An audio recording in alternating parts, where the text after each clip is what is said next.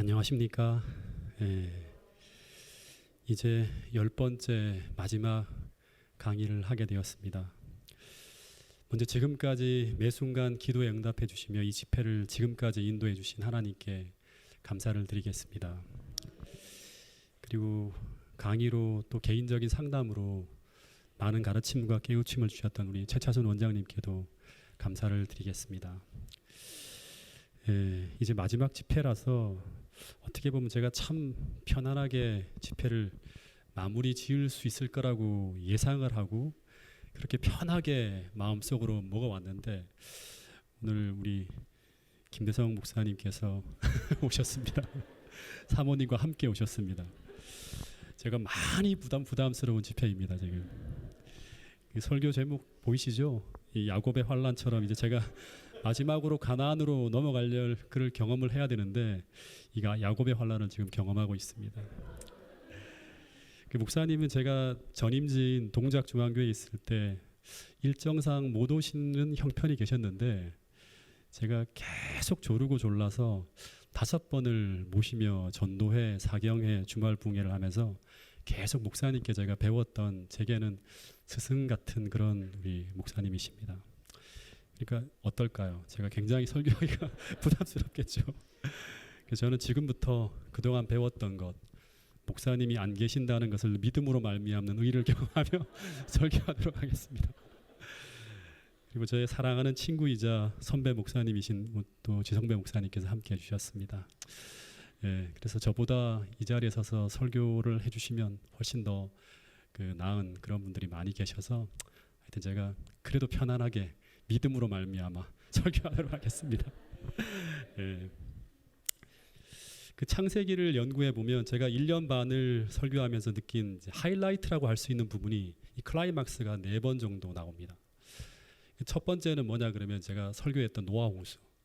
이게 어떻게 보면 가장 제가 많은 감동을 받으면서 그 설교 여러 편을 준비했던 그런 내용이고요.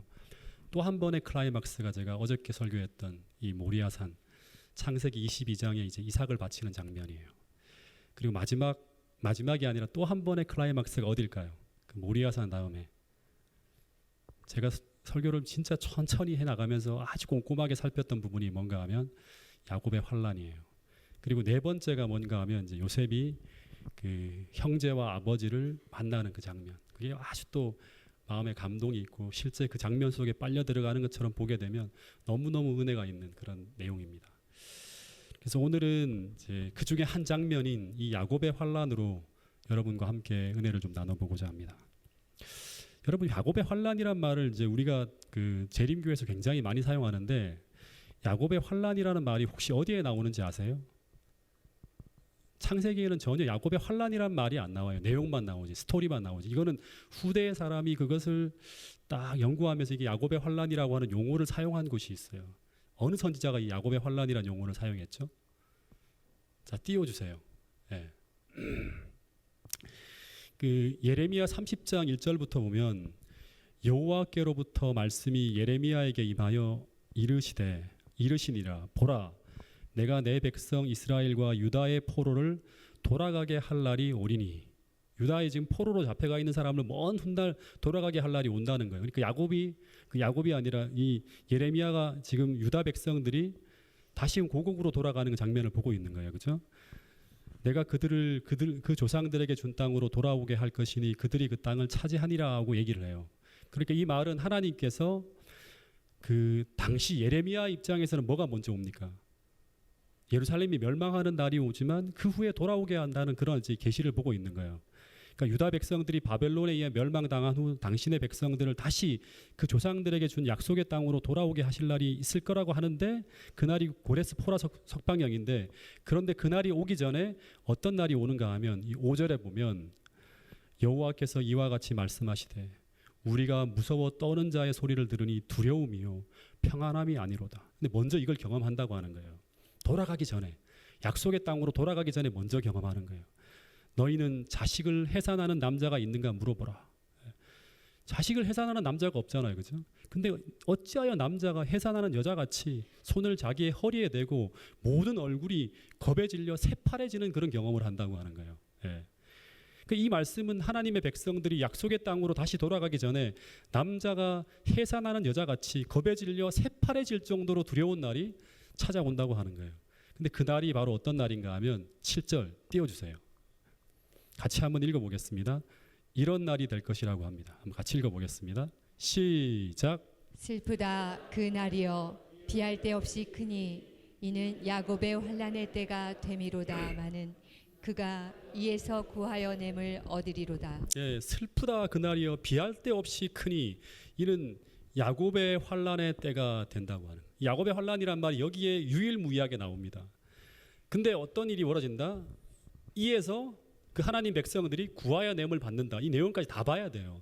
야곱의 환난이다라고만 보는 게 아니라 이 환난에서 구하여 냄을 받는다고 하는 거예요. 야곱의 환난이라는 용어가 성경에서 처음이자 마지막으로 나옵니다. 그런데 이 예레미야서 30장 7절에 이야기하는 이 야곱의 환난은 1차적으로는 느부갓네살이 유다를 침공해서 유다가 멸망하는 사건이 하나님의 백성이 경험하게 되는 야곱의 환난이라고 언급하고 있습니다. 그런데 이것을 야곱의 환난이라고 표현한 이유는 당시 유다에 있는 하나님의 백성에게 이 환난은 첫 번째 어떤 경험이 될 것이다? 야곱이 경험했던, 야곱이 그 하란에서 가나안으로 고향으로 돌아갈 때 경험했던 그 환난의 때와 같은 경험이 될 것이라는 게 첫 번째 우리가 깨달아야 될 인사이트고, 두 번째는 비할 데 없이 큰 환난이 될 것이라고 하는 거예요. 어떤 거하도 이전에 어떤 경험보다도 가장 강력하고 가장 힘든 그런 경험을 하게 될 것이라고 하는 거예요. 그리고 우리 야곱의 환난은 엘렌 화이트도 역대 가장 힘든, 하나님 백성들이 가장 크게 힘들게 흔들리는 그러한 어떤 경험이 될 것이라고 하는 거예요.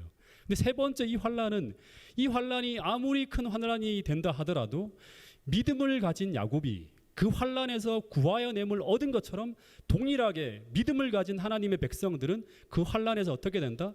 구하여 냄을 얻게 된다고 말하고 있는 것입니다. 이 한 구절을 통해서 많은 걸 생각할 수 있겠죠. 그래서 당시 예레미야의 기별을 들었던 진실한 하나님의 백성들은 이 유다가 멸망하기 전 유다의 멸망을 대비해서, 그 환난의 때를 대비해서 무슨 일을 했을까요? 유다가 멸망한다는 건 종말이 오는 거예요, 당시에는. 근데 어떤 일을 했을까요? 당시 하나님 백성들은 성경을 뒤지면서 야곱에게 일어난 창세기 32장의 경험을 연구하기 시작했을 거예요. 그러면서 얻어낸 그 교훈으로 그들은 그 환난의 때를 대비하며 살아갔을 거예요.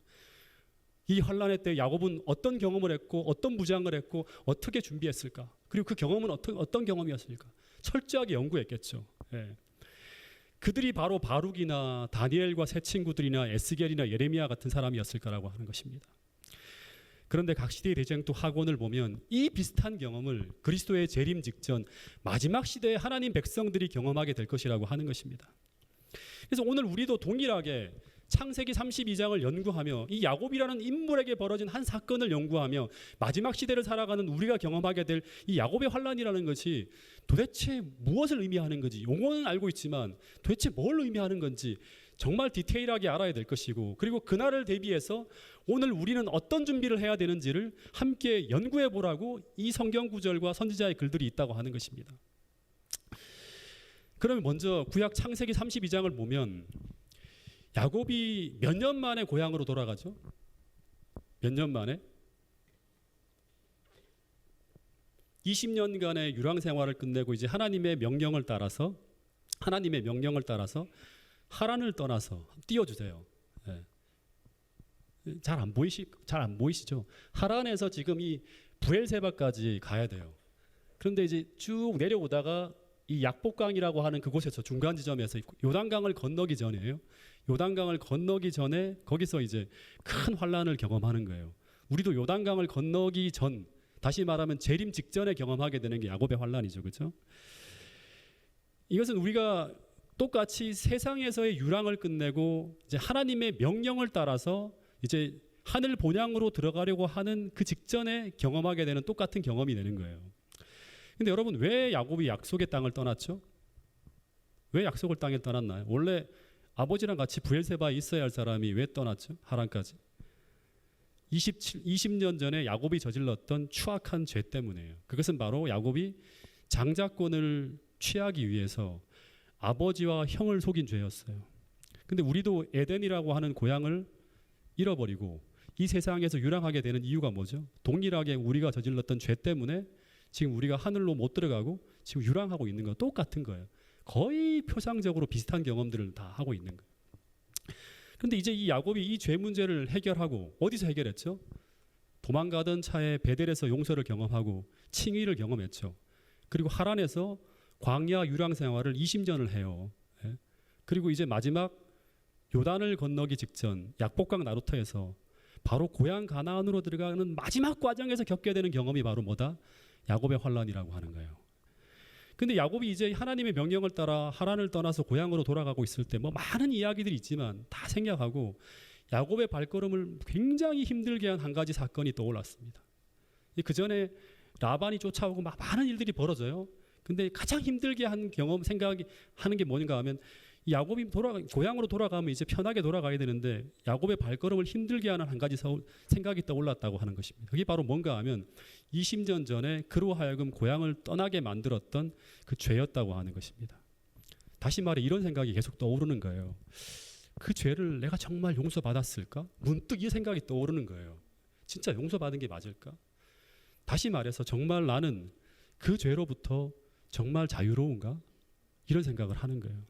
뭔가 큰 일을 앞두고 뭔가 꼭 필요한 하나님의 능력을 구하려고 기도할 때 이런 생각이 떠오를 때가 있죠. 예. 근데 20년 전 이 야곱이 저지른 죄가 얼마나 추악한 죄였는지를 한번 생각해 봐요. 그러니까 떠오르는 거예요, 자꾸. 온 가족에게 야곱은 어떤 존재였는가 하면 아주 신실하고요. 경건한 척하면서 조용하잖아요. 성격이 항상 말씀 묵상하고 책 보고 하잖아요. 온 부족 식구들에게 정말 장자권은 그 에서가 아니라 야곱에게 돌아가야 된다고 하는 평가와 지지를 받으면서 살아왔던 사람이에요. 그런데 그런 사람이 이제 정말 장자권이 자신에게 돌아가지 않으려고 하는 순간 어떻게 합니까? 하나님 백성으로선 절대 하지 말아야 될 비열하고 치사한 방법을 동원해요. 그 장자의 축복을 형으로부터 뺏어요. 고령으로 눈이 어둡고 귀가 어두워서 사물을 분간하지 못하는 아버지를 어떻게 심지어 속여요. 예. 속이려고 어떻게 하죠? 그냥 속인 게 아니죠. 손에 막 그 손과 팔에다 짐승의 털을 바르고 목소리도 에서처럼 아버지 저 에서예요 하면서 막 이렇게 속이잖아요. 야곱은 목소리가 여자 같은데 정말 하나님을 믿는 사람으로선 도저히 해서는 안 되는 방법으로 장자권을 얻으려 했던 사람이 누군가 하면 야곱입니다. 그래서 이 사건은 당시 이삭의 온 가족들과 가신들에게 야곱이라고 하는 사람이 원래 우리가 생각했던 사람하고 다르네. 진짜 어떤 사람인지 진짜 야곱의 속에 있었던 것이 무엇인지를 드러내주는 야곱으로서는 정말 너무나 비참하고 그 어떻게 보면 그런 기억하고 싶지 않은 그런 사건이었어요. 정말 비열하고 추한 사람이라고 이렇게 평가를 받게 되는 그 모습이 만천하에 공개된 사건이 창세기 27장에 벌어진 사건이었어요. 과연 복음을 가지고 있는 사람이 그런 행동을 해서는 될까? 전혀 복음을 가지고 있지 않은 모습이 드러난 거예요. 예. 이 일로 인해서 에서는 야곱을 죽이려고 했고 그리고 그 일로 인해 야곱은 지금까지 집으로 돌아가지 못하고 유랑을 하게 됩니다. 근데 이제 변하던 야곱에게 용서를 경험한 야곱에게 이 사건은 정말 두 번 다시 떠올리고 싶지 않은 너무나 수치스럽고 추악한 죄였어요. 그 생각만 하면 정말 너무너무 괴롭고 비참한 일이었어요. 근데 여러분 우리에게도 혹 이렇게 떠올리고 싶지 않은 그런 기억이 있습니까? 뭔가 기도할 때마다 생각나는 죄 그런 죄가 있나요? 여러분들도? 네. 오래전에 제가 목회를 향한 하나님의 부르심의 음성을 듣고 이제 그것을 확인하기 위해서 재림연수원으로 아내와 같이 이렇게 함께 드리러 갔을 때였어요. 이 개인 기도실에서 기도를 하면서 간절하게 저를 부르신다는 소명을 다시금 들려달라고 확인하게 해달라고 계속 기도하는데 근데 한편으로는 하나님께서 계속 이렇게 보여줘요. 이렇게 일련의 사건들 하나하나를 쭉 떠올려 보여주시면서 나를 부르신다는 소명을 확인하게 해주시는데 근데 또 한편으로는 순간순간 이런 생각이 떠오르는 거예요. 그 엄숙하고 거룩한 부르심 앞에 너무나 추한 모습으로 서 있는 저를 보게 되었어요. 계속 지울래야 지울 수 없는 과거 저의 부끄러운 잘못과 부끄러운 죄악들이 막 떠오르면서 너는 이런 사람이야 하면서 너는 도저히 목회자가 될 수 없는 사람이라고 하는 생각들이 막 떠오르는 거예요. 더 정확하게 말하면 오직 하나님과 저만이 아는 부끄러운 죄들이 계속 제 머릿속에 떠오르면서 저를 부르시는 하나님의 소명을 막 뒤흔들고 있는 걸 제가 느끼게 되었어요. 예. 초등학교 4학년 때 물건을 훔친 것부터 시작해서 신앙을 하면서도 여전히 거듭나지 못한 모습으로 살아가면서 벌어진 여러 잘못된 모습들이 저를 조롱하고 비웃듯이 계속 떠오르는 거예요. 예. 너 정말 그 모습 다 해결했니? 거기 자유로워? 계속 이런 어떤 생각들이 떠오르는 거예요.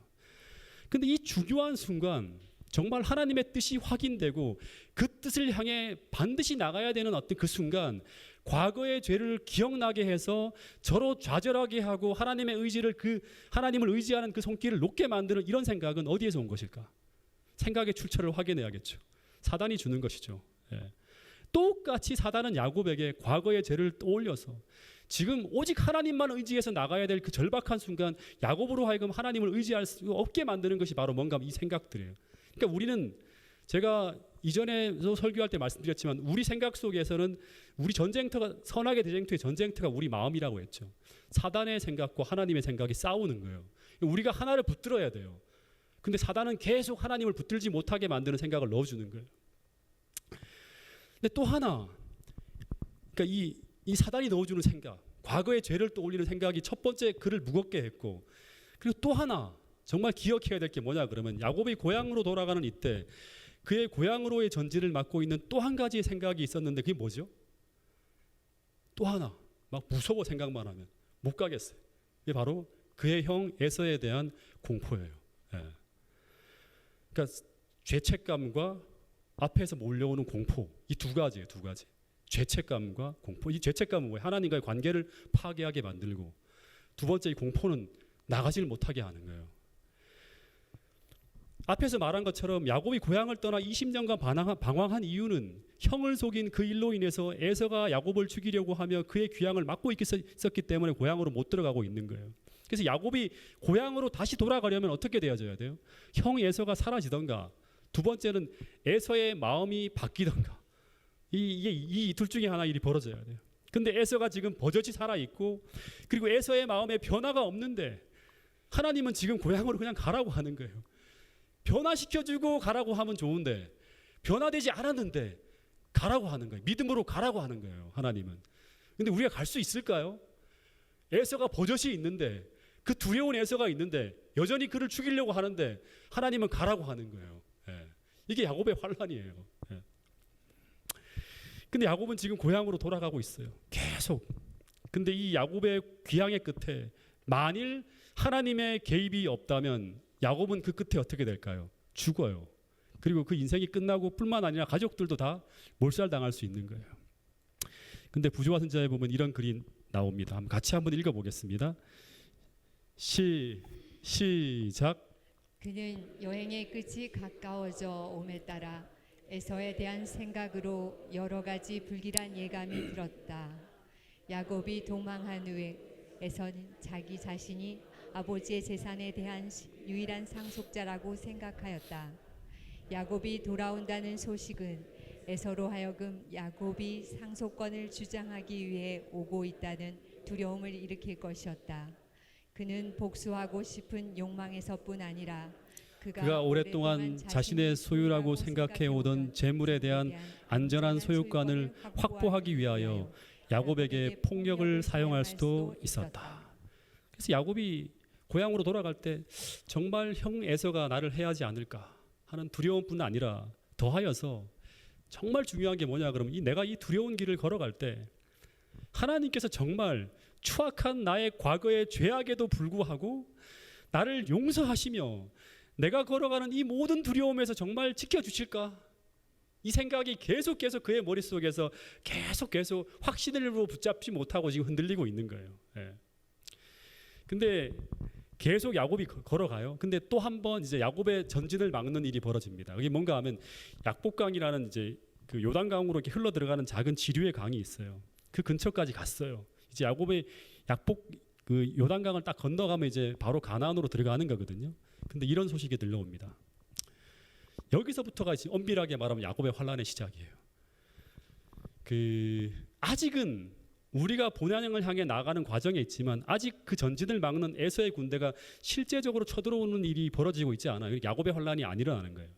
근데 이런 일이 벌어지는 때는 언제인가 하면 우리가 본향 가까이 이르렀을 때, 정확히 말하면 일요일 휴업령이 내려지고 셋째 천사의 기별이 외쳐지고 우리의 구원이 확정된 후 사형령이 내려지면서 우리를 치러 오는 에서의 군대 같은 세상의 핍박을 경험하게 될 때 그때 우리는 비로소 야곱의 환란 속으로 들어가는 거예요.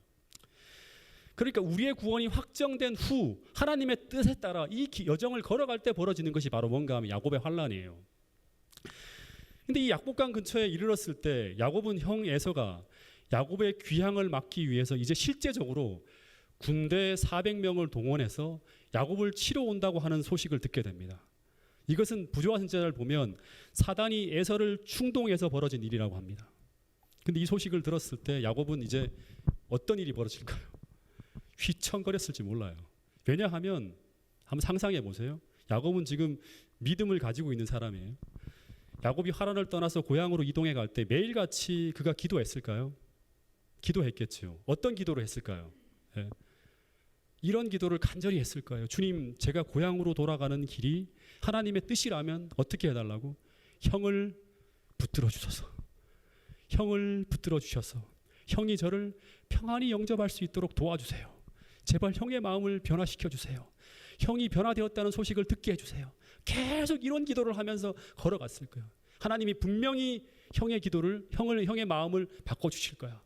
그거를 내가 이전에도 베델에서도 하나님께서 평안히 고향으로 돌아갈 수 있게 해준다고 약속했고 하나님의 군대도 내가 받고 하나님이 분명히 도와주실 거야 하면서 계속 기도하면서 걸어가는데 이런 기도에 전혀 응답이 없고 상황은 어떻게 바뀌고 있어요? 도리어 그 반대로 벌어지고 있었다고 하는 거예요. 그러니까 기도 응답이 전혀 안 되는 상황이 지금 벌어지고 있는 거예요. 그래서 에서가 군대를 끌고 온다고 하는 것은 이게 어떤 의미인가 하면 하나님께서 야곱을 보호하지 않고 있는 것처럼 보이는 상황이 벌어지는 거예요. 하나님께서 야곱을 보호하고 있다면 어떻게 될까요? 에서의 군대의 전진을 막아야죠. 기도하고 있는데 그게 안 이루어지는 거예요. 그러니까 막 두려운 거예요 이제. 예. 마찬가지로 우리가 마지막 시대를 지나가게 될 때 핍박이 몰려오고 박해가 일어나고 할 때 우리는 계속 하나님의 보호와 돌보심을 구하며 기도하게 될 거예요. 근데 상황은 계속 그 반대의 상황이 벌어지면서 우리의 생존이 위협받는 그런 상황이 전개될 수도 있다고 하는 거예요. 이 야곱의 환란을 통해서 우리가 배워야 될 중요한 교훈 중에 하나예요. 그래서 우리가 고민하고 염려하던 것들이 하나하나 현실이 되어 나타날 때 그때 경험하게 되는 그 두려움을 지금 야곱이 경험하고 있는 거예요. 예.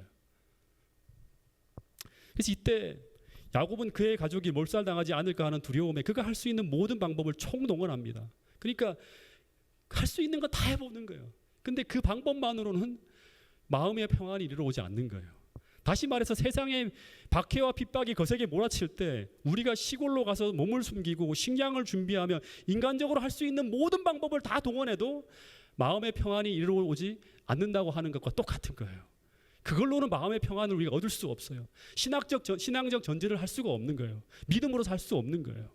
그래서 이때 이 야곱이 이제 극도의 고민 속에서 그가 의지할 수 있는 유일한 대상인 하나님을 향하여 기도하기 시작했다고 하는 거예요. 여러분 마태복음 7장 13절에 보면 우리가 걸어가는 믿음의 길은 어떤 길이다? 좁고 협착하여 찾는 이가 적은 좁은 길이라고 합니다.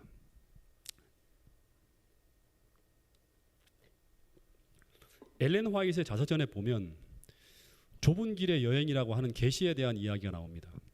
그 내용을 보면 하늘을 여행하는 재림 그 성도들에 대한 이야기가 나오는데 처음에는 어떻게 가는가 하면 마차를 타고 짐을 다 싣고 여행을 시작합니다. 근데 점점 길이 좁아져요. 근데 그러다 보니까 마차를 버려둬야 돼요. 마차를 두고 이제 말로 짐을 옮겨 싣고 여행을 하다가 또 길이 좁아지면서 이제 말을 두고 한 줄로 쭉 서서 밧줄을 붙들고 여행을 합니다. 그러다가 이제 어느 지점에 가서는 신을 벗고 여행을 해야 돼요. 계속 불편해지는 거예요. 예. 그러다가 이제 양말까지 벗고 이제 양말까지 벗어야지만 안전하다는 생각이 들 만큼 상황이 점점 더 어려워져요. 그런데 길의 상태가 변할 때마다 다시 말해서 길이 좁아지고 험해질 때마다 사람들이 그 흔들림 속에서 계속 떨어져 나갑니다. 하나 둘 떨어져 나가는 거예요. 그러다 길이 좁아지다가 그러다가 마지막 순간에는 이제 가던 길이 어떻게 됩니까? 끊어집니다. 가던 길이 딱 끊어져요. 길이 없어요. 이게 야곱의 환란이에요. 길이 없는 것처럼. 길은 없고 그 밑에는 벼랑이 있고 그곳에 단 하나 뭐가 내려지죠? 밧줄만 탁 내려진 그런 상황을 직면하게 되는 거예요. 근데 엘렌 화이트의 표현에 의하면 앞서 걸어가던 남편의 이마에는 굵은 땀방울이 흘러내렸고 너무너무 고민을 하는 거예요. 믿음이 있더라도 고민이 될 수밖에 없는 상황을 직면하게 된다고 하는 거예요. 그리고 엘렌 화이트도 나는 그런 고민을 전에 일찍이 해본 일이 없을 정도의 큰 시험을 당했다고 합니다. 다시 말하면 그런 고민을 일찍이 해본 일이 없는 것 같은 그런 엄청난 시험을 그 마지막 순간에 경험하게 된다고 하는 것입니다. 그런데 그때 그 큰 구덩이를 건너기 위해서 이제 마지막 순간 그들이 의지해야 될 것은 딱 하나, 뭐밖에 없어요. 하늘에서 내려온 밧줄인데 거기에 온 몸을 의지해서 그 천길 낭떠러지를 지나갈 수 있는가 하는 것이 바로 마지막 시험이에요. 그 밧줄 하나만을 의지해서 온 몸이 거기에 매달려서 그 천길 낭떠러지를 지나갈 수 있는 믿음이 있는가? 이게 바로 야곱의 환난이라고 하는 거예요. 그 밧줄은 무엇일까요? 우리가 지금까지 계속 들어왔던 오직 그리스도, 오직 복음을 믿음으로 붙드는 거예요. 예. 이 말은 이제 인간적인 도움이 다 끊어져요. 모든 인간적인 도움이 다 끊어지는 그런 순간을 맞이하는 것이 바로 야곱의 환난이라고 하는 거예요. 우리가 사방을 둘러봐도 내가 의지할 수 있는 것 다 사라지는 거예요. 모든 것들이 다 사라지는 거예요. 예. 앞에는 길이 끊어진 천길 낭떠러지이고 뒤로도 갈 수가 없고 오직 예수님 한 분만 믿음으로 계명을 지키며 앞으로 나가야 되는 그런 상황을 맞게 될 수 있다고 하는 거예요. 이게 야곱의 환난이라고 하는 것입니다. 그런데 그때 그런 상황 속에서도 그 믿음의 좁은 길을 계속 걸어가기 위해서 오로지 하나님만을 의지하는 그런 야곱과 같은 신앙의 자세를 오늘 우리가 배울 수 있는가 하는 거예요. 여러분, 이것이 바로 유다 멸망 당시에 하나님의 백성들이 야곱의 환난을 연구하며 배우고 그 야곱처럼 오직 하나님을 신뢰하는 그 믿음으로 그 환난을 지나갔다고 하는 거예요. 이게 다니엘이나 이런 사람들이죠, 전부 다. 그죠? 의지할 수 있는 게 다 없어요. 완전히 다 사라지는 그런 진짜 야곱의 환난을 경험했던 거예요, 그 사람들은. 그때 야곱이 가지고 있었던 그 믿음을 그들이 연구하고 배워서 그 시련을 지나갔다고 하는 것입니다. 여러분, 그래서 오늘 우리도 이 믿음을 내일이 아니라 오늘 지금 우리가 배울 수 있어야 한다고 하는 사실을 잊지 않게 되기를 간절히 바라겠습니다. 그런데 그 깊은 고민의 시간, 야곱은 이제 그의 모든 가족들을 다 앞서 보낸 후에 약복강 나루터에서 홀로 남아서 기도로 온 밤을 세우게 됩니다. 기도로 온 밤을 세운다. 이것이 바로 뭔가 하면 엘렌 화이트이 꿈에서 본 그 밧줄을 꽉 붙잡는 거예요. 기도로 온 밤을 세우는 거예요. 여러분, 믿는다고 하는 것은요, 실제적인 거예요. 믿는다고 하는 것은 기도한다고 하는 거예요. 기도한다고 하는 건 하나님을 의지한다고 하는 거예요. 기도의 자리를 떠난다고 하는 건 뭐예요? 믿음을 잃어버렸다고 하는 거예요. 어떤 문제와 상황이 있을 때마다 우리는 기도로 하나님께 맡기는 거예요. 예. 온 밤을 세워서 그 기도한다고 하는 거는 밧줄을 붙잡는다고 하는 거예요. 근데 그 밤 이 밧줄을 놓게 하기 위해서 어떻게 해야 될까요? 시험이 닥치겠죠. 야곱은 이런 기도에 씨름을 했다고 합니다. 1차적으로는 에서의 군대의 두려움이 굉장히 컸지만 실제 더 큰 고민은 뭘까요? 에서의 군대의 두려움보다 더 큰 두려움이 뭘까요? 더 큰 고민이 뭘까요? 야곱이 에서의 군대로부터 자신을 보호해 달라고 기도할 때마다 떠오르는 생각이 있었는데 그것은 바로 뭔가 하면 기도하는데 하나님께서 내 기도를 응답해 주신다고 하는 건 뭐예요? 내가 믿음으로 하나님께 다 용서를 받았다고 하는 그 확신이 있어야 돼요. 그래야지 우리가 하나님의 백성이라고 하는 확신이 있고 그럴 때마다 우리는 계속 힘차게 하나님 앞에 부르짖고 그 어려운 상황 속에서 평안을 유지할 수 있는데 계속 에서의 군대로부터 자신을 보호해 달라고 기도할 때마다 떠오르는 생각이 있었는데 그것은 바로 너는 너의 죄를 용서받지 못했고 그래서 이 에서의 공격은 바로 뭐다? 너의 죄 때문에 너를 심판하고 너를 벌하려고 벌어지는 사건이라고 하는 생각이 계속 떠오르는 거예요. 예. 하나님이 기도 응답을 안 하는 거 봐라. 너는 버림을 받았어. 이런 생각이 막 몰려오는 거예요. 그런데 이런 생각이 우리에게 떠오를 때마다 이런 생각에 우리가 동의하면 어떻게 될까요? 밧줄을 붙들 수가 없어요. 확신이 없어요. 예. 무너지는 거예요. 그런데 부조와 선지자나 각 시대 대쟁투에 보면 이런 상황에서 사단이 끄집어내는 그 모든 죄 중에 그 중에 단 하나라도 내가 용서받지 못했다고 하는 생각의 확신이 들면 그 생각이 나를 압도하게 되면 그 순간 기도하기를 멈출 수밖에 없게 되고 그러면 에서의 두려움에 압도당하게 되고 그러면 그는 약속의 땅으로 돌아가는 것을 멈추고 어떻게 할까요? 흩어지겠죠. 살 길을 막 찾게 되겠죠. 그런 상황이 벌어질 수 있게 되는 거예요. 띄워주세요 하나 더. 네, 한번 읽어보겠습니다. 이 말씀을 부조화 지자 202페이지에 있는 말씀입니다. 시작. 사단은 그들에게는 아무런 희망도 없으며 그들의 죄는 너무 커서 용서받을 수 없다는 생각을 일으켜 그들을 공포에 질리게 하려고 노력할 것이다. 그들은 자신들의 결점들을 뼈저리게 느낄 것이며 그들의 생애를 회고할 때에 그들의 희망은 꺼져갈 것이다. 그러나 그들은 크신 하나님의 은혜와 자신들의 성실한 회개를 기억하고 스스로 아무것도 알 수 없는 회개한 죄인들에게 그리스도를 통하여 주신 하나님의 언약을 이루어 주시도록 간청할 것이다. 예, 다시 말해서 너가 형을 속이고 아버지를 속이던 그 비열한 사기꾼이라고 사단이 계속 말할 때마다 야곱은 나는 아니라고 얘기를 해야 돼요. 예, 나는 베델에서 그 모든 죄가 용서되었어. 그리고 그 증거로 뭘 보았다? 사닥다리를 보았다고 맞서야 돼요. 근데 그때마다 사단은 그래? 그렇구나 하지 않아요. 아니야. 너는 여전히 사기꾼이야. 너는 지금도 그렇게 살고 있잖아. 이런 얘기를 할 거예요. 그런 말을 할 때 그때 우리는 우리 마음속에 이미 그 죄는 나의 것이 아니고 나는 시습을 받았다고 하는 가장 확실한 내적 증거를 사단에게가 아니에요. 나에게 보여줄 수 있어야 한다고 하는 거예요. 예. 근데 그 내적 증거가 무엇인가 하면 사기꾼의 마음이 아닌 정직한 성령의 마음이 나의 마음속에 담겨 있다는 것과 그 증거로 내가 새 생애 가운데 살아가고 있다고 하는 것을 말해줄 수 있어야 돼요. 그걸 나에게 말해줄 수 있어야 돼요. 그런 생각이 떠오를 때마다. 예. 다시 말해서 사단이 나의 죄 하나하나를 꺼내들며 나와 하나님 관계를 흔들려고 할 때마다 그 죄는 더 이상 나의 죄가 아니라고 말해줄 수 있는 날마다 십자가를 통해서 우리가 매일의 삶 속에서 경험하고 있는 속죄의 경험이 우리에게 있어야 한다고 하는 거예요. 이게 굉장히 중요한 것입니다. 요한계시록 7장 13절에 보면 이런 말씀이 있습니다. 띄워주세요. 자, 이 말씀 같이 한번 읽어보겠습니다. 시작. 장로 중 하나가 응답하여 나에게 이르되 이 흰옷 입은 자들이 누구며 또 어디서 왔느냐?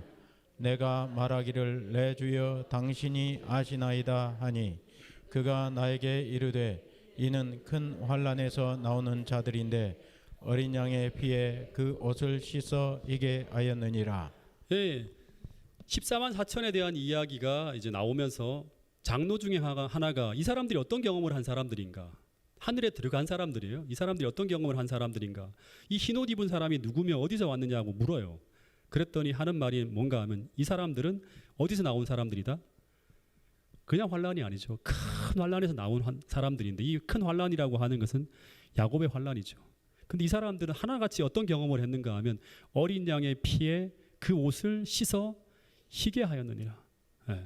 이게 굉장히 중요한 거예요. 야곱의 환란의 핵심이에요. 핵심. 야곱의 환란을 통과한 자들은 우리의 생애를 그리스도의 속죄의 피에 날마다 씻는 삶을 살아가는 자들입니다. 그리고 그 결과 날마다 회개한 후에 그리스도의 순결한 의의 두루마기를 입고 살아가는 자들이라고 하는 거예요. 입고 살아간다고 하는 것은 무엇인가 하면 회개할 때마다 우리에게 주시는 그 복음에서 약속한 새로운 마음을 날마다 받고 살아간다고 하는 거예요. 예. 그래서 그들은 사단이 던지는 모든 생각들에 대해 그것은 이미 그리스도의 피로 용서를 경험한 것이라고 주장할 수 있어야 되는 거예요. 예. 여러분, 그래서 우리는 사단이 우리의 마음에 침투해서 그리스도의 관계를 흔들 수 없도록 날마다 회개함으로 우리의 영혼을 점검하며 살아가는 것이 얼마나 중요한 일인지를 깨달아야 한다고 하는 것입니다. 근데 여러분, 라오디게아 교회 성도들은 한마디로 하면 여러 가지 표현을 할 수 있는데 제가 볼 때는 회개에 실패한 삶을 살아가고 있다고 하는 거예요. 회개에 실패한 삶. 그들은 아무리 더러운 마음을 품고 살아가고 아무리 더러운 탐욕적인 삶을 살아가고 있어도 그들은 회개하지 않고 있어요. 회개하더라도 아주 피상적인 회개, 정말 새로운 마음이 들어온 그런 날마다 의를 경험하는 그런 회개의 속죄의 경험을 못하고 있는 거예요. 여러분, 그래서 개혁이 일어나지 않으면 그들은 모두 그리스도와의 관계가 무너진 채로 다가오는 환란을 맞이하게 될 것이라고 하는 거예요. 그래서 여러분이 지금 약복강 나루토에서 정말 야곱이 기도하며 고민하고 있었던 가장 큰 문제는 뭔가 하면 이 큰 시련의 때 내가 정말로 하나님의 보호 아래 이 환란을 지나가고 있는가 하는 이 물음의 확신을 갖고 지나가는 거예요. 이 큰 시련의 때 정말 하나님이 나를 도와주고 계시는가? 주님께서 나와 함께 가시는가? 정말로 내가 하나님의 보호 아래 이 환난을 지나가고 있는가 하는 이 물음이 계속 던져지고 있는데 여기에 대해서 내가 그렇다고 언제나 확신할 수 있는 믿음을 가지고 지나갈 수 있는가 하는 거예요. 예. 그것은 바로 뭔가 하면 날마다 우리가 회개를 경험하며 하나님과의 관계를 바르게 하며 살아가는 그런 사람이어야 한다고 하는 것입니다. 여러분, 이것은 어쩌면 오늘을 사는 우리에게 너무나 중요한 문제예요. 오늘 내가 어려움에 처해 있지만 정말 내가 그리스도 안에 있다는 확신이 오늘 우리에게 있다면 우리는 그 어떤 어려움 속을 지나간다 하더라도 우리는 이겨낼 수 있다고 하는 것이 성경에서 가르쳐주는 중요한 진리입니다. 그래서 내가 정말 주님의 사랑의 보호 속에 이 환난을 지나가고 있는가, 이것을 확인하는 것은 이 환난의 때 가장 중요한 문제가 될 것이라고 이야기하고 있는 것입니다. 여러분, 근데 이것은 우리의 모본이신 예수님이 십자가상에서 온 인류의 죄짐을 지고 고통당하고 계실 때 그때 주님에게 펼쳐지는 모든 상황과 똑같은 상황이었어요. 당시 주님은 야곱처럼 자신이 하나님께 버림받았다고 하는 것을 말해주는 듯한 상황이 쫙 펼쳐집니다. 그래서 당시 예수님이 당하신 최대의 시험은 바로 뭔가 하면 야곱의 환난이에요. 바로 너는 너의 죄 때문에 하나님과 분리되었다, 하나님으로부터 버림받았다고 하는 이 사단이 던지는 암신을 물리치는 것이 예수님이 그 십자가상에서 해결해야 될 가장 큰 문제였어요. 근데 이 동일한 시련이 재림 직전 재림 성도에게도 이르러 온다고 하는 것입니다. 그래서 이런 시련의 때를 대비해서 오늘 우리가 무엇을 준비해야 되는가, 우리는 꼼꼼하게 살피고 그것을 과연 내가 준비하고 있는지를 살펴야 한다고 하는 것입니다. 이런 말씀이 있습니다. 같이 또 한번 보겠습니다. 자, 읽어보겠습니다. 시작. 개국 이래로 없던 환난의 때가 다가오고 있다.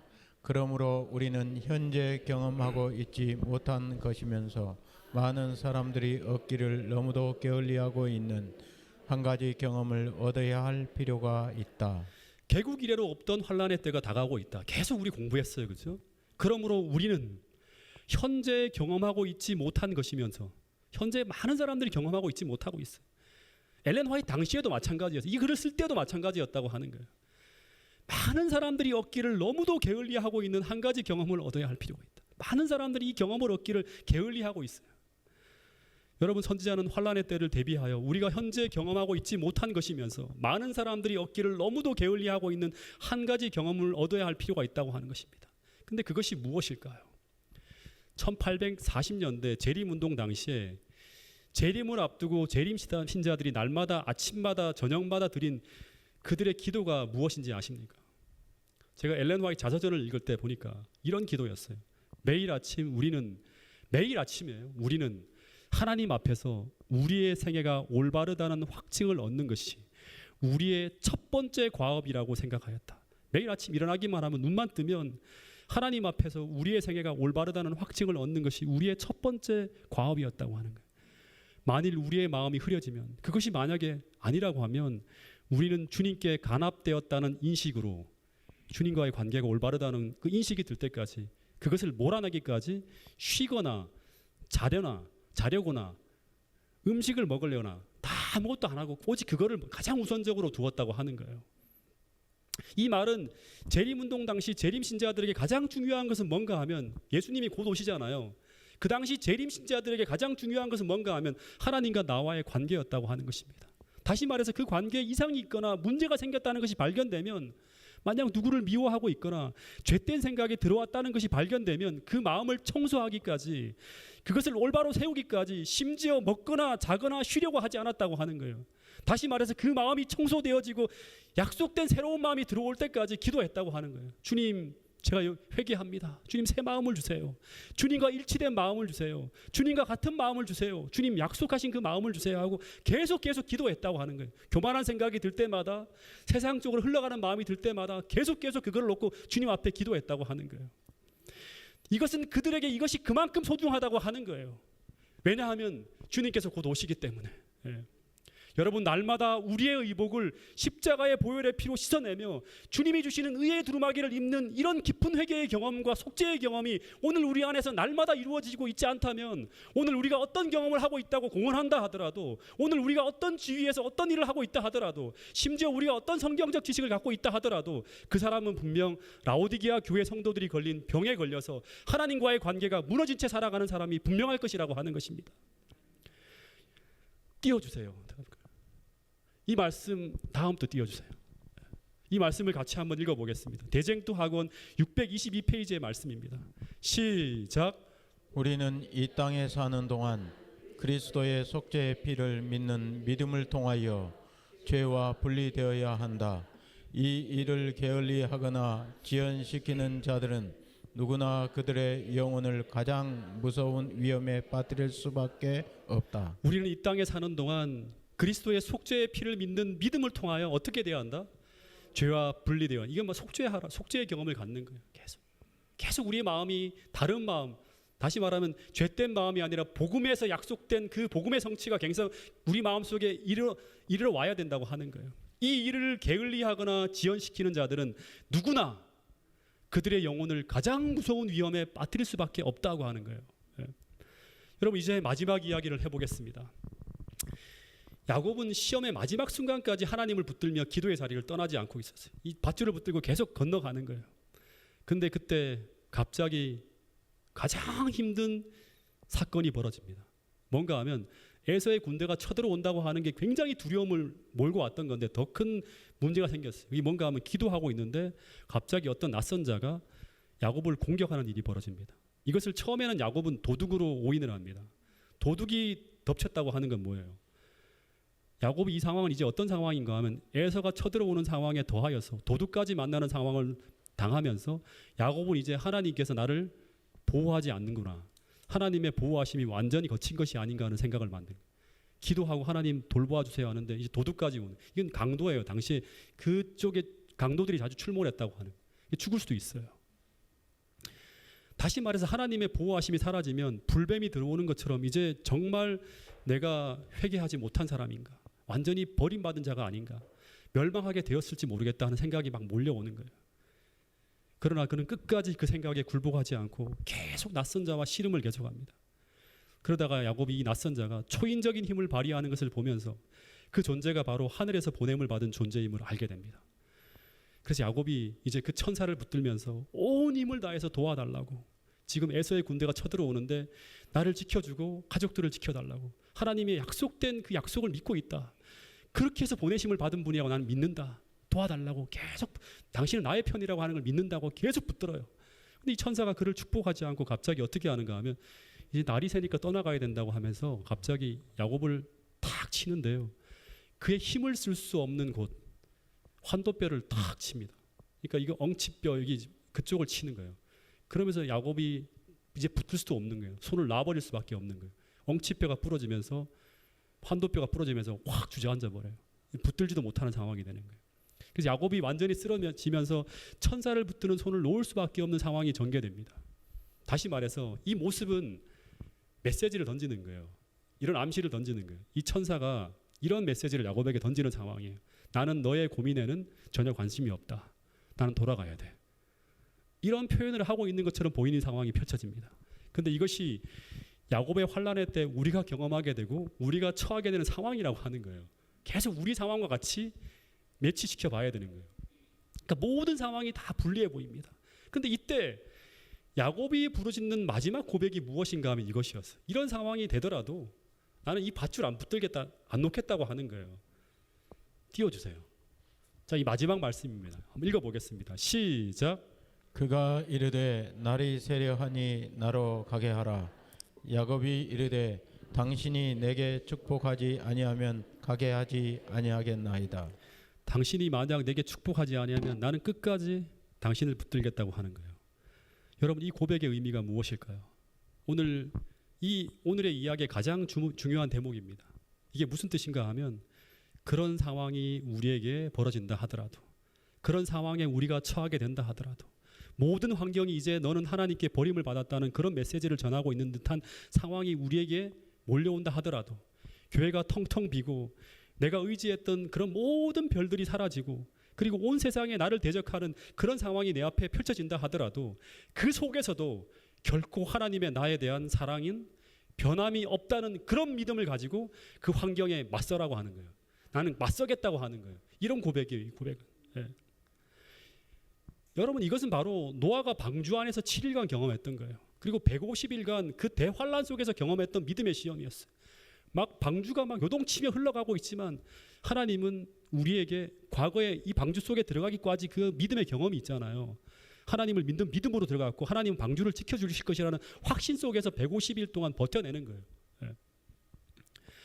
그리고 이 경험이 바로 뭔가 하면 예수님이 십자가에서 경험했던 환난의 경험이에요. 예. 모든 상황이 다 내가 하나님께로부터 버림받았다는 상황이 벌어지고 너는 부활하지 못할 것이라는 그런 암시가 끝없이 몰려오는 상황이 전개되고 있지만 그 반대되는 상황, 그런 믿음에 대한 반대되는 상황이 몰려오고 있지만 주님은 그동안 인도했던 그 모든 믿음의 경험들을 다시금 되살리면서 끝까지 하나님을 붙드는 믿음으로 십자가상에서 승리하는 거예요. 아버지께 모든 것을 위탁하고 내가 다 이루었다, 주님 뜻을 다 이루었다는 확신 속에서 잠드시는 거예요. 그리고 유다 백성들이 나라가 멸망했을 때 경험하는 환난 똑같은 거죠. 똑같은 고백으로 맞서는 거예요.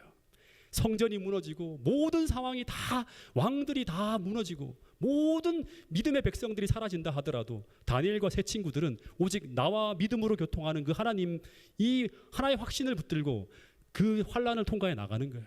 예.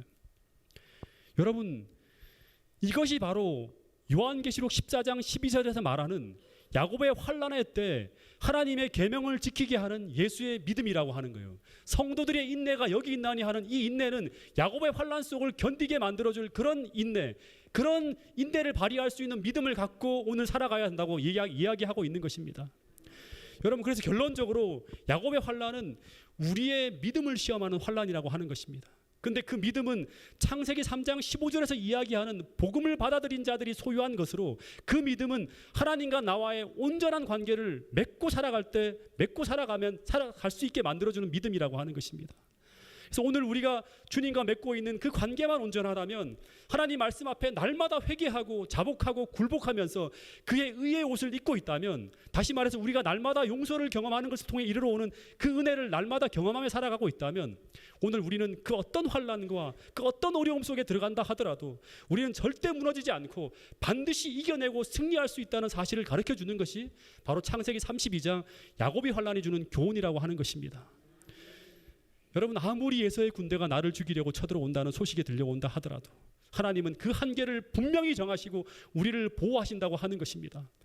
그런데 하나님과의 무너진 관계를 회복하고 굳건히 하는 유일한 수단이 무엇인가 하면 회개라고 하는 것입니다. 그리고 자복하고 굴복하는 것입니다. 회개의 깊이만큼 하나님과의 관계가 깊어지고 진실해질 수 있다고 하는 것입니다. 여러분, 이번 기회에 이곳에서 주님과의 모든 관계를 바르게 할 수 있는 충만한 은혜와 충만한 믿음이 오늘 이곳에 머물고 계신 모든 분들에게 충만히 임하게 되기를 간절히 바랍니다.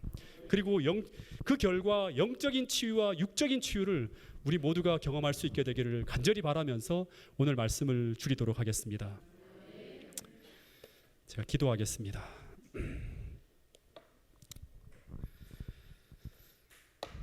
하늘 아버지, 저의 마지막 순서의 순간까지 인도하시고 붙들어 주시고 주님께서 말씀하시는 그 교훈을 함께 나눌 수 있도록 도와주셔서 감사합니다. 주님, 이곳에 함께 머리 숙여 기도하는 우리 모두에게 주님 오신다고 하는 그 사실이 생생한 진리로 우리에게 받아들여지게 하여 주시고, 그 예수의 재림을 위해서 우리가 무엇을 준비해야 될지 주님, 우리 모두가 영안이 열려서 그 모든 것을 확실하게 붙들 수 있는 그런 사람 될 수 있도록 도와주시옵소서.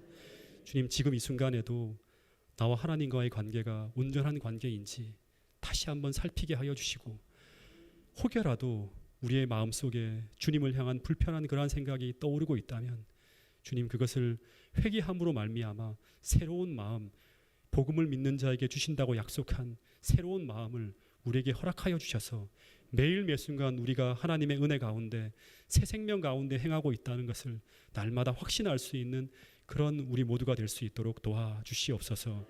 집회가 마치는 순간까지 강사분들과 또 이곳에 참석한 모든 분들에게 성령 충만함으로 함께하여 주셔서 하나님께서 바라시고 원하시는 뜻이 이루어지는 그러한 집회가 될 수 있도록 축복해 주시옵기를 예수님 이름으로 기도드렸습니다. 아멘.